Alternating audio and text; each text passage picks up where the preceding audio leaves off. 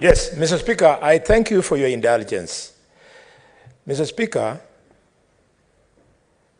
if I'm speaking to procedures of this House, if I invite you, with your permission, to contents of speech, Standing Order number 101, if you do not, Mr. Speaker, make decisive and aggressive adherence to these standing orders, our House will degenerate. 101, Mr. Speaker, 5.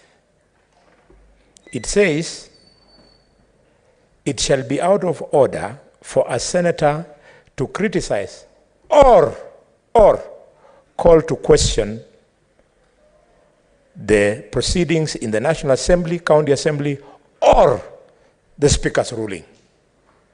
Mr. Speaker, I've heard you painfully. Senator Boni, yes. We are past that. Yes, I wanted to emphasize, because it is procedure. No. We are looking like we are being controlled by... It is... This House is not being controlled by anybody other than the chair. Thank you, Mr. Speaker. So kindly take your seat. Ngunyi. So that matter is there. Senator Kiambu, proceed to conclude your comments, please. Thank you very much, Mr. Speaker, and thank you for your guidance. Anybody who would want to know more, to do so through a statement. And just also to help them, Narok, out of the 9 billion, you have received 781. Nyamira, out of 5 billion, you have received 453 million. So put that in the statement as we go forward. Mr. Speaker. Senator Karungo, Senator Kenywa would wish to inform you. Anytime is my commissioner. Bwana Spika, ni ukweli mtupu na ni dhahiri shahiri ya kwamba hizi pesa ambazo anasoma zimetumwa katika gatuzi zetu, Bwana Spika.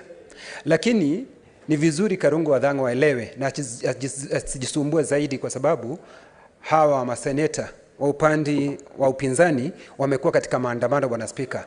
Senator Kenywa, hawana uzoefu na hawaelewi, Bwana Spika. Senator Kenywa, that is not a point of order. Kindly have your seat. That is not information to aid Senator of Kiambu in making his comments, honestly. Senator Karungo, proceed to conclude your comments. Thank you very much, Mr. Speaker. And holding everything constant, assuming that they cannot disperse these monies without the law, does that mean the Senate has already failed?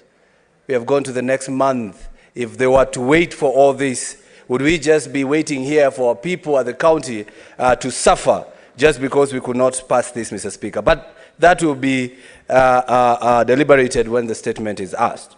Mr. Speaker, my question is, out of the 1 billion already released in Kiambu County, why are people suffering? Why do we have the UHC staff who are committed to the county government, about 250 of them, not absorbed by the counties? With all these monies, Mr. Speaker, every county can budget for the UHC staff and absorb them as their employees, Mr. Speaker. UHC staff are suffering because they are paid about 50,000, and if you have a certificate, you are paid 40,000. Yet your counterpart, who is employed by the government, is paid about 70,000. We need to fight this inequality, Mr. Speaker, and it can only be done once this money has been disbursed and the counties have done the budget to factor these health workers, Mr. Speaker. Mr. Speaker, the national government is building about 181 markets, and 72 out of all those have already been advertised for tendering, Mr. Speaker. It is sad to note that in Kiambu County, there is one such market which is already completed, called Githurai Market. And for almost 1 year, it has not been occupied. Reason, the county government is not able to allocate people. It is collecting money from the people or from mamambogas for them to be allocated as stand within that market, Mr. Speaker. I believe Any county that loves its people will always prioritize their people and give them places to uplift them economically, Mr. Speaker. Mr. Speaker, I'm speaking here today, and the reason I'm talking about Kiambu County is because I have everything about Kiambu on my fingertips. And we should be talking here every time, and we support each other instead of fighting each other, Mr. Speaker, because we do not understand what my people are going through, yet money has been dispersed, Mr. Speaker. And when such governors are invited at the SIPA committee, they are given leeway, Mr. Speaker. They ask for a month, they are given. They ask for another month, they are given. Somebody who was supposed to appear before the Senate by the month of March is said to appear, should be appearing in July, Mr. Speaker. And yet somebody stand here and tell me that who took that money to Kiambu? You know, Mr. Speaker. So, as I stand here, Mr. Speaker, I want to say that this government of William Samoei Ruto is devoted to support devolution, Mr. Speaker. If you look at the schedule, the money will be sent to the counties every month. It is 32 billion this month, 30 billion the next month. Just like that all the way to 15th of June 2024. The only month they are going to get a lot of money is the month of April 2024. They'll get 34 billion. We should be asking ourselves as a Senate, what are the governors doing with these monies, Mr. Speaker?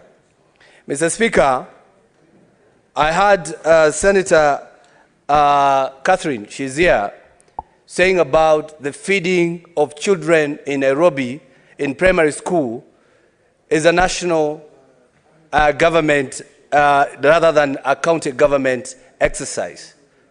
I would want to mention here, I wish all the governors in 47 counties can embrace that program and feed the children. We are not feeding the schools. We are feeding the children. And it is a nutritional issue, Mr. Speaker.